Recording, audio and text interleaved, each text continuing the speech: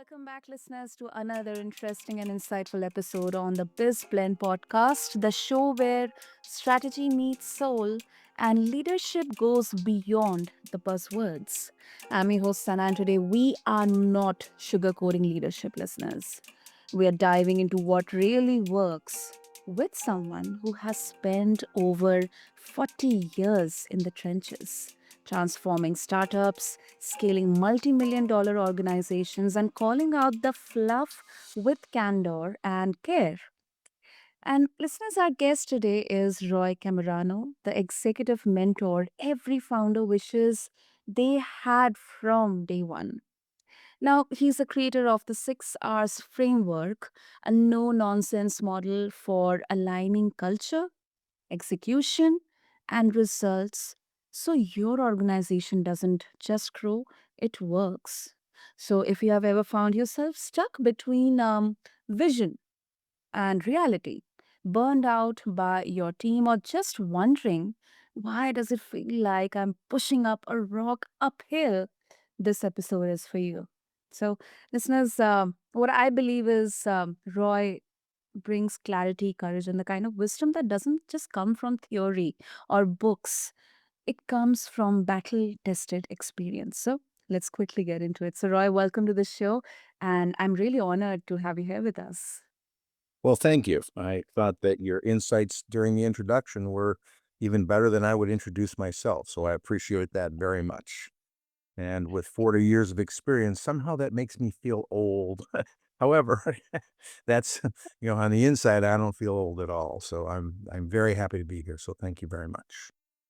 Thank you. Thank you, Roy. And wisdom doesn't have any age. So I would rather call it wisdom than knowledge because it comes from the ground experiences, the highs and lows. So let's start at the top, Roy. What exactly are the 6 R's, and how did you develop this framework? Thank you for that question. The framework was developed over years of trial and error, the iterative process. The mission statement of my company is transforming entrepreneurial visions and intentions into organizational realities and results.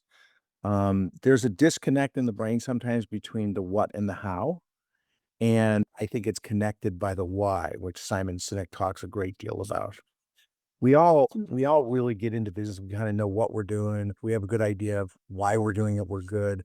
But then the how comes. And I've been working for 40 years on developing a toolbox that help entrepreneurs grow their business, grow themselves, and do it in a much more effective manner. The mentor's mentor type of analogy that you gave at the beginning is the story I talk about being a Sherpa who has climbed Mount Everest, because every one of the people who are going to Mount Everest are, A personalities, are do-gooders. They're gonna get to the top. They have it there. But what they have is they have a lot of enthusiasm, determination, psychology, physiology. What they don't have is guidance. What they don't know is where two-step and where not two-step. And so I like to believe, since I have, taken multiple companies over 100 million, one from hundreds of millions to billions, I have an insight on how to do that with entrepreneurs and entrepreneurial organizations. In order to do that consistently and effectively over time, I have designed and developed a tool. And in this instance, that particular tool that we talk about today is the 6 R's. I also have the 6 E's, the 6 E's, the 6 A's, and I can go down that path, but that's going to be talked about in a book that's coming out later this year or early next year called The Entrepreneur's Toolbox. The 6 R's are very simple. Conceptually, the 6 R's are role, rules, responsibilities, relationships, results, and rewards. And if you look at that at an organizational level, I want to know, what is the role of the organization? What are the rules, the values of the organization? What is the responsibility of the organization to its people, to its vendors, to its community, to its customers? What is the relationship that it wants to have with its employees, its community, its vendors, society in general? What results are you specifically looking for from your organization? And then ultimately, what are the rewards, right? If you were to make an investment, what kind of rewards are you getting, whether it's economic or emotional or whatever it is that's important to you and what you determine a reward is. So during the development of the 6 R's, really clearly defining the role of the company. And then once you define the role of the company, you have to define the role of each of the departments within that company.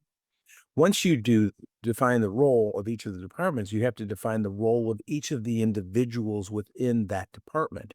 And if you look at then the rules, because people who are in accounting will have different accounting rules than people who are in sales, who will have different sales rules.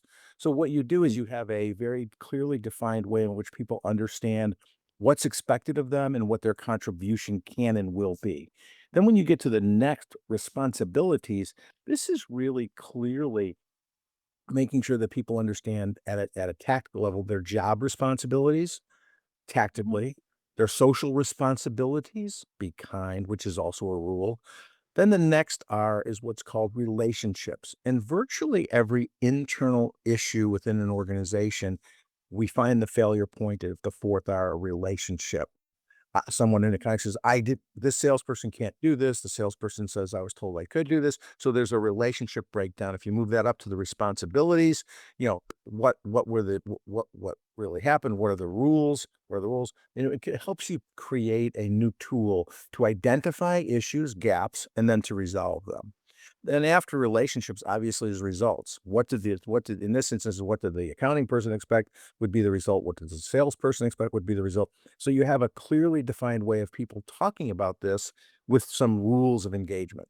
And then what are the rewards? How are people compensated economically, et cetera? So that's uh, two tries at overviewing the 6 R's for organizational growth and cultural uh, s- mm, enjoyment. So, do you have any questions about how those work? Yeah, absolutely. I'll come to that, but I one of course, relationship is something that you pointed, and I think that's a part of the human side of any business, of any organization, which I think it holds more relevance when, especially in today's context, when we are talking about remote jobs or remote working, remote team management, AI, and digitization of everything, automation. So I think this particular R, it really holds a higher relevance for me personally, and I'm very sure for many of our listeners. Another one of the R's I would like to highlight is responsibility. Now, when it comes to leadership, Roy, I think accountability, um, we do talk about, but few actually build it into their team culture. So according to you, what's the disconnect? I mean, how do you make responsibility part of your organization's DNA, not just a buzzword or not just a part of the mission and vision of the organization or the company on paper? I'm I'm glad you asked that question, and I Mm-hmm. apologize for the phone. It was on mute. Lord. The ability to build this into an organizational culture is really critical right from the beginning. And in one of the books I wrote called Entrepreneurial Transitions, which was an Inc. Business Book of the Year and a Success Magazine Editor's Choice Award winner 30 some years ago. So be very clear. That book was written in 1993.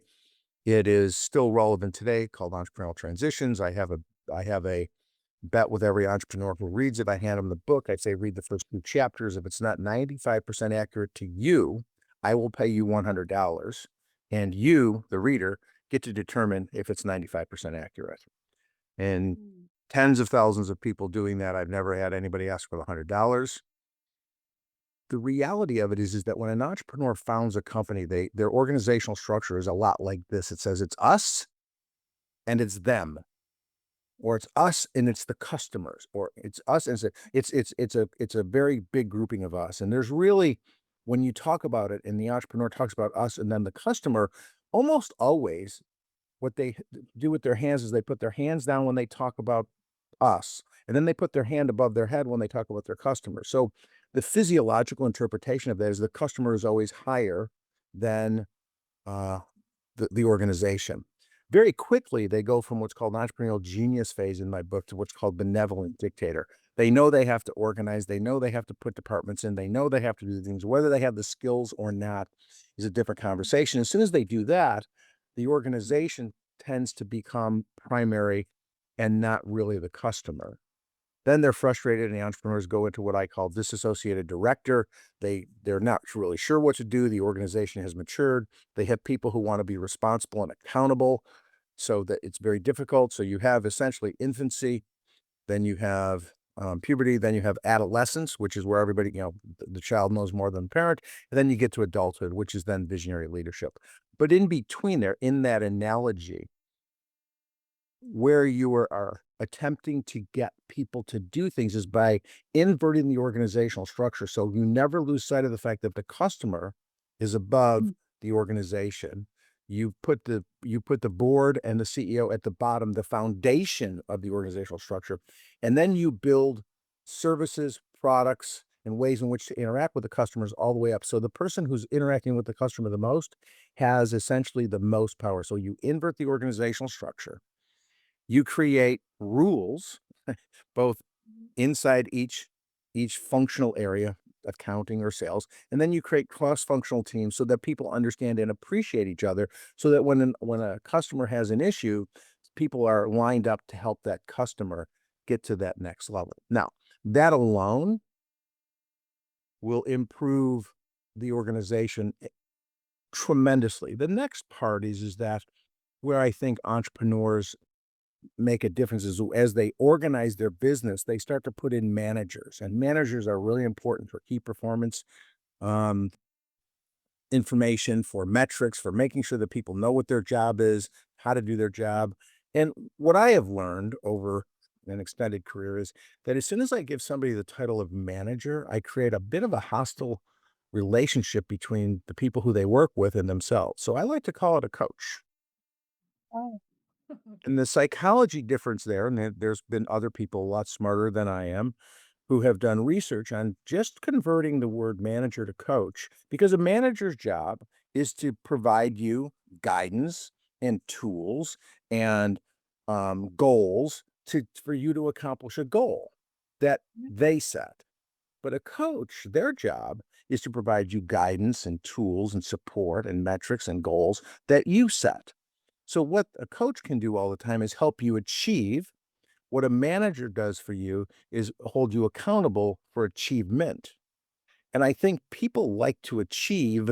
I don't think they like to be held to standards of achievement.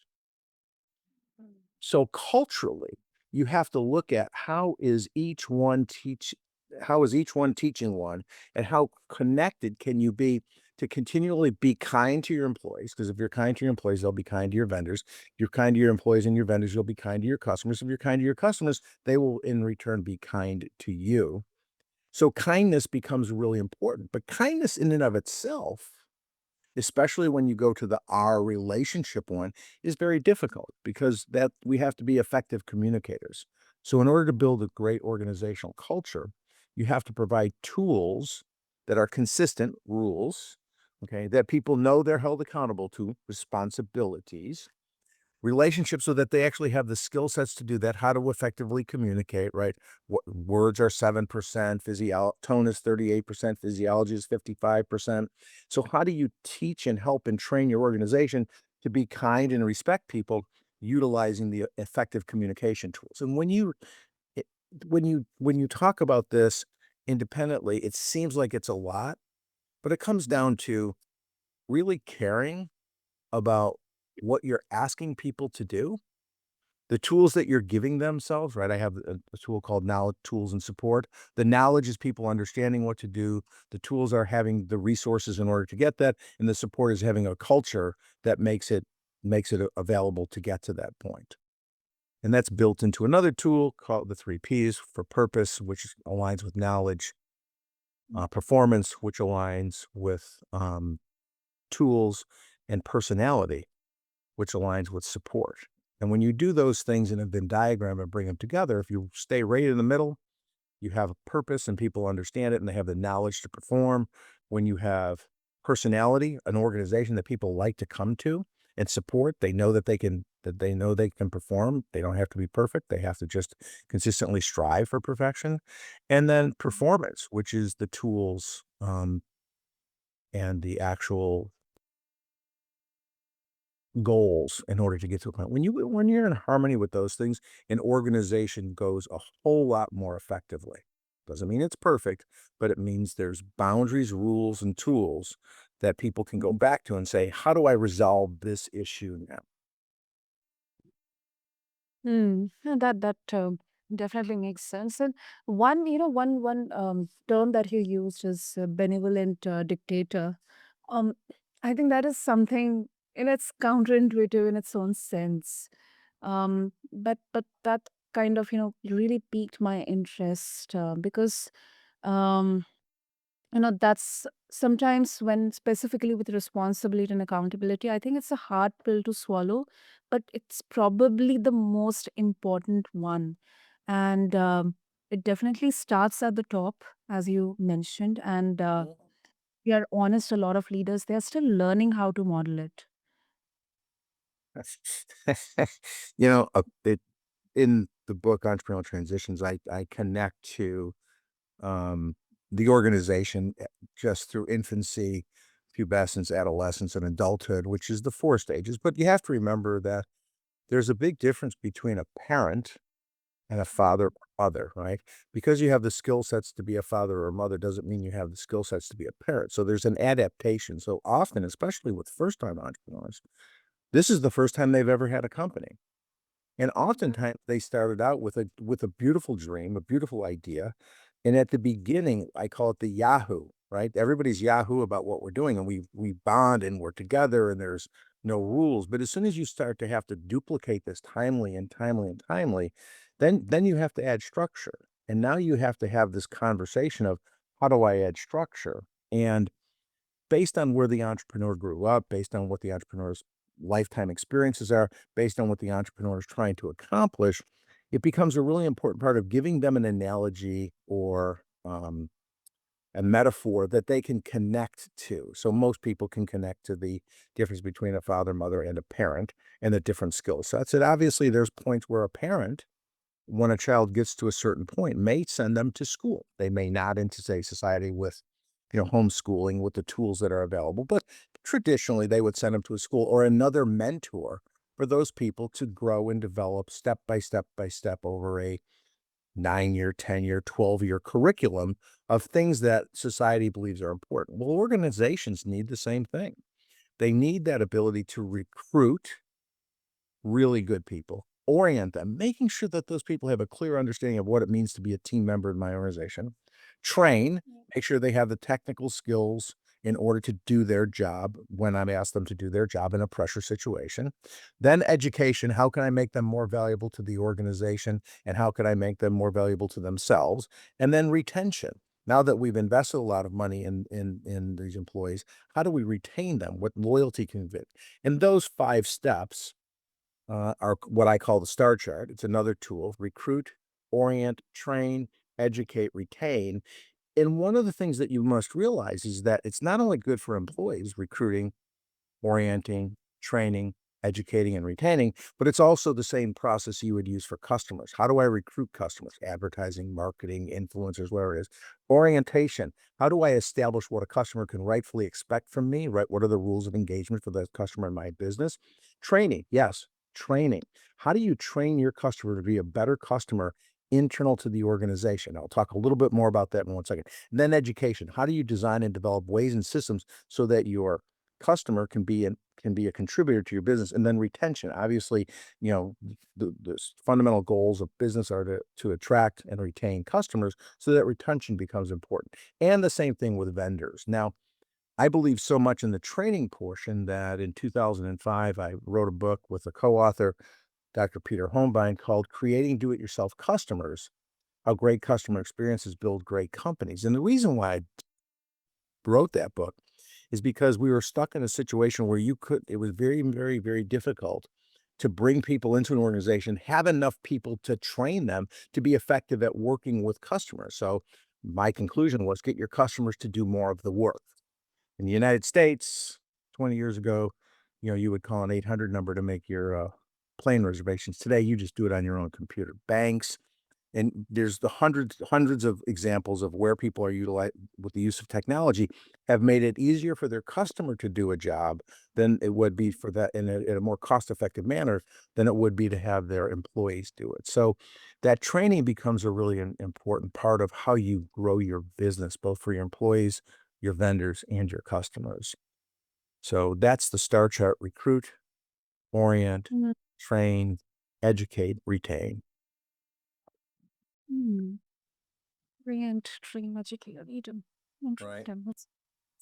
I mean, it's kind of you are putting structures. You're also flipping the scripts in there because until now, I was personally aware of the fact that there's definitely a huge difference, a big difference between a leader and a manager. But then also having managers at the mid-level, it's really essential, for creating that collaborative culture, for making sure Yes. or the engine. So I think you are really flipping the script for someone at the managerial position as well. Instead of addressing them as managers, let's reorient them in becoming coaches. Right. I think a great manager is a great manager, but if you look at all the things that make a great manager, you can apply all those same characteristics to coach. And I think societally in every country we're in, managers are bad, coaches are good. So let's just take advantage of the positive mindset and create a way to do that. It also changes what holding people accountable means to a coach versus a manager. A manager can abdicate their responsibility to the employee to say, you didn't hit your performance metrics. Whereas a coach, if we didn't win the game, the coach has to accept their share of the responsibility. It's the Mm. coach's job to get the player to perform. It's a manager's job to help an employee be able to perform. But in the way in which most bureaucracies get there, get to the point, the culture that it builds, it isn't necessarily what happens on a day-to-day basis effectively. I agree. I agree with you. And that's why I can draw so many parallels. The example you gave about the difference between a parent and then a father or a mother. Mhm. So uh, Yes, and again, what I try and do in helping people is I think if you can connect to something like kind in your mind, oh, it's kinda like this, so it's kinda like that, and if you can like kind and remember, be kind always, right? So I'd use it deliberately because it has more than one meaning. It's be likable, be kind. It's like kind. So if I can give you an example that you can connect to, then you can utilize that to get the next level of learning and you can actually learn from it. Then I've changed from a training to an educational perspective so that you're now able to contribute your skill sets and expertise to where we're headed to with our customers, our vendors, our employees, our company.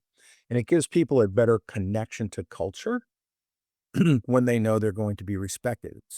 It's the like kind. I want it to be likable. I want it to be kind. So it can remind us of when things are going well. hmm. No, Roy.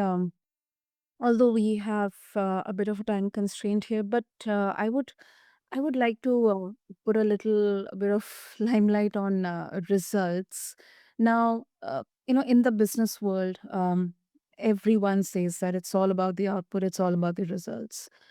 Results should come first. After all, we are in business to perform. But your model, it places things like reflection and respect, relationships, before results. Why that order? I mean, is there any specific reason behind that particular order in the 6R framework? Well, I think you're yes, there's always a specific reason and purpose between everything I do, and you need to be purposeful in life. You need to understand what you're doing. It's the iterative process. I've had, 30 or 40 years to refine some of these ideas in situations where sometimes I didn't do so good. The 6 hours used to just be 3. Okay.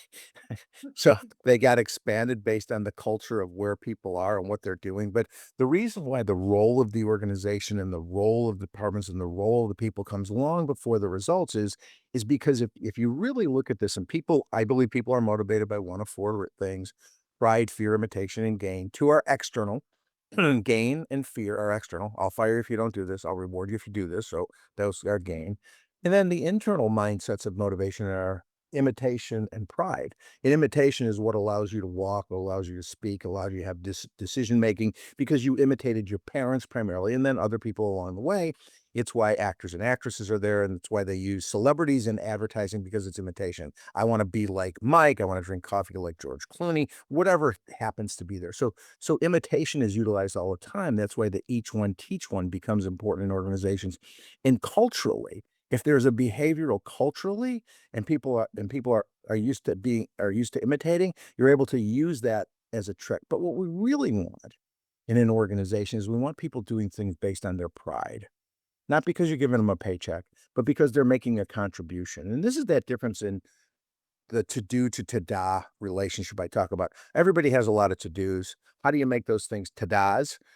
Your attitude towards it. I have to go to the store and buy food for my kids. Oh, I get to go to the store. I get to find nutrients. I get to work with them. I get to create things for them. I get to feed them, and we have a great social time. It changes how we go about doing things. So the attitudinal shift becomes really important. The little attitudinal shifts of giving you an example of difference between a parent and a father or mother Mhm. was a like kind experience for you. You can understand that and move to that point. When the conversation between being a manager versus a coach, you can look at that and you can say, yes, I'd rather be a coach than a manager. And imagine if you put that into an organization culturally, how effective that will be over time. There's what I call a PITA score, PITA. And excuse me, but it's PITA stands for pain in the ass. If it has a low PITA score, people will do it. If it has a high PITA score, people won't do it.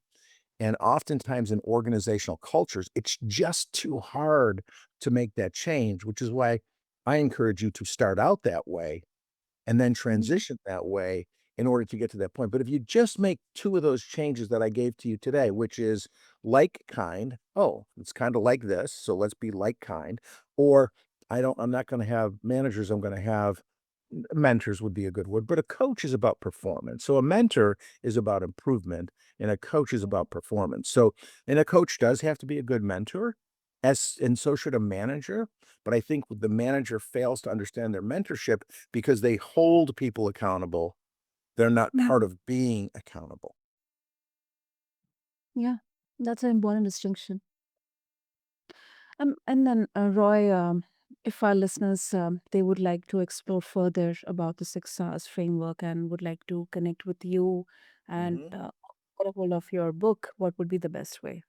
RoyCammarano.com, just my name.